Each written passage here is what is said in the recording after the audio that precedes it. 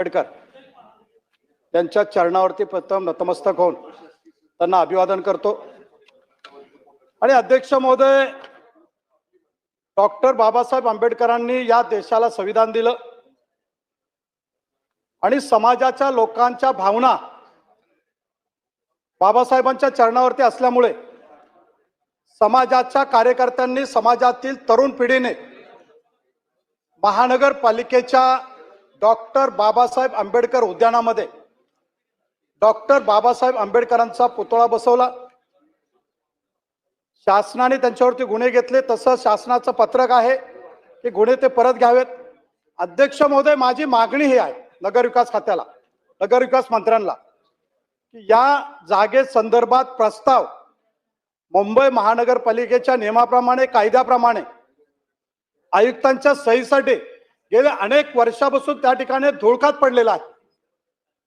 कायद्याने आपण कार्यकर्त्यांवरती गुन्हे घेतलेत, तरी पण आमच्या ज्या भावना आहेत डॉक्टर बाबासाहेब आंबेडकरांच्या चरणावरती ठेवण्यासाठी नगरविकास मंत्र्यांना माझी विनंती आहे की महानगरपालिका आयुक्त मुंबई यांच्याकडे जी फाईल धुळखात पडलेली आहे तातडीने ते मंजूर करून डॉक्टर बाबासाहेब आंबेडकरांच्या पुतळ्याची जागा रीतसर मंजूर करण्यात यावी।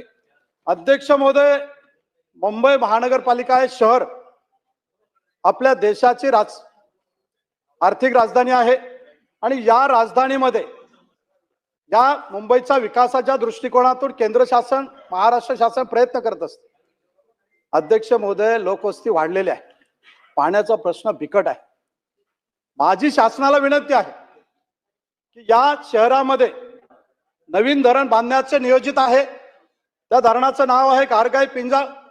अध्यक्ष महोदय, तुमच्या माध्यमातून मुख्यमंत्र्यांना विनंती आहे की केंद्र शासनाकडून या धरणासाठी मिळणाऱ्या परवानगी तातडीने मिळवून द्याव्यात आणि या मुंबई शहराचा पाण्याचा प्रश्न सोडवण्यासाठी मदत करावी। अध्यक्ष महोदय, माझ्या विभागातील एल विभागाचा प्रश्न आपल्या समोर ठेवत असताना